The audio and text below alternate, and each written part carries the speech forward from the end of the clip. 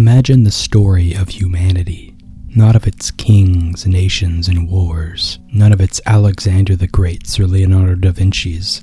Imagine the story of humanity as a bunch of impoverished misfits, outcasts, and loners, with their undercurrents of interesting life stories and thoughts. This was all to be contained in a book titled An Oral History of the Contemporary World, or as it's also known, An Oral History of Our Time, by homeless and eccentric resident of Greenwich Village, Joe Gould.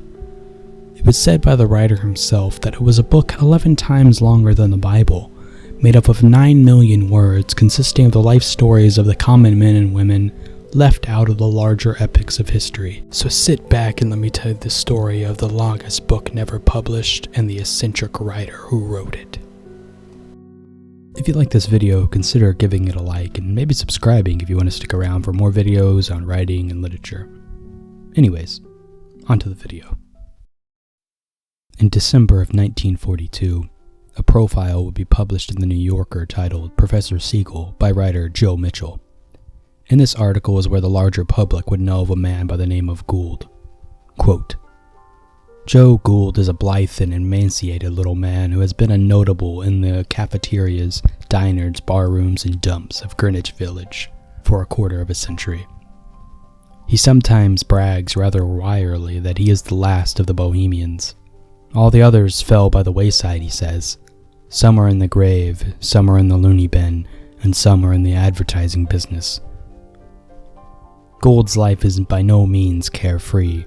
He is constantly tormented by what he calls the 3 H's: homelessness, hunger, and hangovers. He sleeps on the benches in subway stations, on the floor in the studios of friends, and in a quarter-a-night flop houses on the Bowery. End quote. In this article, Mitchell would write of Gould's various eccentricities, such as his flair for unusual attire, like when he showed up to a party dressed in a suit, polo shirt, flip-flops, and a yachting cap. Or how he enjoyed, or not so much enjoyed, eating ketchup as he really couldn't afford to eat much else, and ketchup was the one free thing he could eat. The main subject of interest in Gould's life, though, was the book he was working on titled An Oral History of Our Time. Quote, although Gould strives to give the impression that he is a philosophical loafer, he has done an immense amount of work during his career as a Bohemian. Every day, even when he has a bad hangover, or even when he is weak and listless from hunger, he spends at least a couple of hours working on a formless, rather mysterious book that he calls An Oral History of Our Time. He began this book 26 years ago, and it is nowhere near finished. End quote. So, you may be wondering after I tell you all this, who was Gould besides some New York eccentric? Born in 1889 in a suburb just outside of Boston, Gould came from a long line of doctors, with his grandfather teaching at Harvard Medical School and his father being a physician. While it was assumed by his parents that he would continue this tradition, he didn't show much interest in school, and his grades reflected this. He did have an interest in writing, though, as it was noted that at one point he had written up and down his parents' room, from floor to wall. Continuing the tradition of Harvard alum, Gould would be enrolled at Harvard to become a physician like his parents wanted. Sadly, though, in his senior year, Gould would be showing signs of unspecified mental illness and would be kicked out, forfeiting his graduation. A couple months after getting kicked out of Harvard, Gould would begin a 500-mile hike to Canada on foot, which, side note here, me personally, it sounds like some clear sign of mental illness. Like, I'm not a professional, but if after getting kicked out of Harvard for exhibiting mental illness, then just deciding to go on a 500-mile hike by foot isn't a clear sign of illness, I don't know what is. After getting back to Boston from his hiking trip, he reapplied to Harvard, only for them to reject his readmission. With failing to get back into Harvard, Gould would have a short stint at the Eugenics Record Office as a field worker. It was here where we can see some hints of controversy in Gould's life surrounding race, which will come up again later in his life. As a field worker, he was dispatched to North Dakota to study and measure the skulls of Native Americans, a practice that is pretty dang racist. He then decided to write to Harvard again about readmission on the caveat he make up his remaining credits by taking an examination in an anthropology class, taught by Ernest Houghton, an anthropologist known for his work on racial classification. Upon taking this class and passing the examination, Gould would become a Harvard graduate. After graduating, he would move from Boston to New York, where in 1923, after attending a poetry reading at a cafe, would meet artist Augusta Savage. Savage was an artist quite well known during the Harlem Renaissance, the Harlem Renaissance being a revival of African American music, dance, and other arts. Gould became obsessed with Savage, writing her long letters and attending every art show she put on.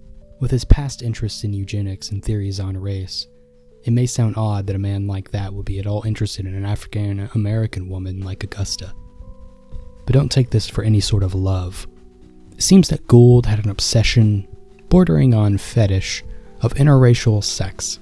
Savage was too scared to go to the police about it, and eventually, due to Gould's constant harassment and stalking, fled New York for Paris in 1929. Soon after these stalking and various attacks on women, Gould would be admitted to the Manhattan State Mental Hospital for the Insane. It would be at this hospital where all of Gould's teeth would be removed following a theory published by biological psychiatrist Henry Cotton that abnormal psychological behavior was caused by infected teeth. This procedure had a high fatality rate, and honestly, there's so much to go into with that I might just make a whole other video on it sometime. It's not so great. Being released from this facility, editor of the New Republic, Malcolm Cowley, would offer Gould a job as a journalist, where he would meet many artists and writers of the time. It was even said that in 1930, after Gould apparently sexually assaulted someone, only mentioned to be an old maid, that Horace Gregory, Edmund Wilson, and E. E. Cummings signed statements explaining that Gould was of sound mind and sanity, so that he wouldn't get sent back to the asylum. Regardless of their statements, I believe they were lying just to make sure they wouldn't put Gould into an asylum, as he certainly didn't have a track record for being mentally sound. The conditions of the mental asylums at the time possibly worsening his illness. Though of course, mental illness isn't an excuse for that kind of behavior, he also didn't have the correct kind of treatment for whatever specific mental illness he was going through. In 1952, Gould would be admitted as a patient at the Pilgrim State Hospital, and would remain there until his death in 1957. With a long history of mental illness, it's unknown what diagnosis or treatments Gould received while as a patient here, though some suspect electroshock treatment. 7 years after the death of Gould, a follow-up profile by Joe Mitchell would be written titled Joe Gould's Secret, which labeled Gould as a liar, and the work that he had spent so long writing in oral history of our time was non-existent. Not exactly. While each of the articles by Mitchell will be met with love at publication and later collected into a sole volume titled Joe Gould's Secret, in recent years it came under scrutiny by another writer for The New Yorker by the name of Jill Lepore, who wrote a more thorough biography on Gould titled Joe Gould's Teeth. Lepore scrounged around libraries and the papers of Mitchell, and while doing this found that Mitchell didn't do as much due diligent fact-checking as he should have. Mitchell had received many letters from readers of his profile and said that the oral history really did exist because they actually had some of Gould's notebooks. But Mitchell never bothered to discuss it publicly, only writing back to the letters that he wished he knew about the notebooks before publishing the second article. Much of Gould's writing isn't widely published anywhere, most of it residing in long handwritten notes in dozens of journals spread out between library archives and random friends that Gould had gifted his writings to. One published piece I found was titled Why I Write. Quote, "It seems to me obvious that the average person is just as much history as the ruler or the celebrity. He also illustrates the social forces of heredity and environment. If one were to pick anyone up at random and study him intensely enough in all the ramifications of his life, we would get the whole story of man. Every human being is to some degree exploited and to some degree an exploiter. Every peasant has some royal and noble blood. Even the mightiest emperor ultimately descends from some lonely source." End quote. While there aren't any collected and published volumes of an oral history of our time, we do have many people who have read many portions of the work to get an idea of what it was really about. Most of the writing had to do with conversations and things that were said aloud around him. He related stories he heard, phrases people said, etc. For example, after Gould had heard the life story of a cook at a bar and grill who had been a drug dealer then became a soup cook, He was fascinated, and 3 days later he woke up in a flurry and began to write. Quote, he says that one night he sat for 6 or 7 hours in a booth in a 3rd Avenue bar and grill, listening to a beery old Hungarian woman. Once a madam and once a dealer in narcotics and now a soup cook in a city hospital, tells the story of her life. 3 days later, around 4 o'clock in the morning, on a cot in the Hotel Defender at 300 Bowery, he was awakened by the foghorns of tugs on the East River and was unable to go back to sleep because he felt that he was in the exact mood to put the old soup cook's biography in his history. He has an abnormal memory. If he is sufficiently impressed by a conversation, he can keep it in his head, even if it is lengthy and senseless. For many days, much of it word for word. He had a bad cold, but he got up, dressed under a red exit light, and tiptoeing so as not to disturb the men sleeping on cots all around him, went downstairs to the lobby. He wrote in the lobby from 4:15 a.m. until noon. Then he left the Defender, drank some coffee in a Bowery diner, and walked up to the public library. He plugged away at a table in the genealogy room, which is one of his rainy day hangouts, and which he says he prefers to the main reading room because it is gloomier, until it closed at 6 p.m. End quote. Edward J. O'Brien and Ezra Pound once saw an excerpt of the novel running to about 40,000 words, and that was only a small portion of it.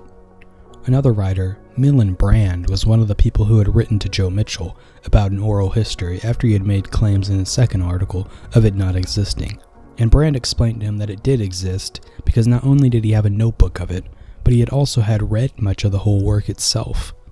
He told Mitchell that a good portion of it not only contained the oral history of people, but also contained a lot about Gould's past obsession, Augustus Savage. Aside from those, a first-hand course would be from Joe Gould himself, who stated the novel was 11 times as long as the Bible, containing 9 million words. Quote, it is already 11 times as long as the Bible. He estimates that the manuscript contains 9 million words, all in longhand. It may well be the lengthiest unpublished work in existence. Gould does his writing in nickel composition books, the kind that children use in school, and the oral history and the notes he has made for it fill 270 of them, all of which are tattered and grimy and stained with coffee, grease, and beer. Using a fountain pen, he covers both sides of each page, leaving no margins anywhere, and his penmanship is poor. Hundreds of thousands of words are only legible to him. End quote. While it's clear Gould was a deeply flawed and mentally suffering man who hurt people and really needed treatment that the mental health care of his time sadly couldn't provide, his work, if it were ever eventually published, would be an achievement to read, and something I myself would be interested in reading. Thanks for watching my video. I hope you enjoyed the story of Joe Gould and his oral history of our time. If you did, please leave a like on this video, maybe comment your own insights, or maybe hate comments if you want, I guess, Can't stop you from doing that. Subscribe if you want to as well, that much appreciated. Anyways, I hope you're doing well, and I guess I'll see you next time.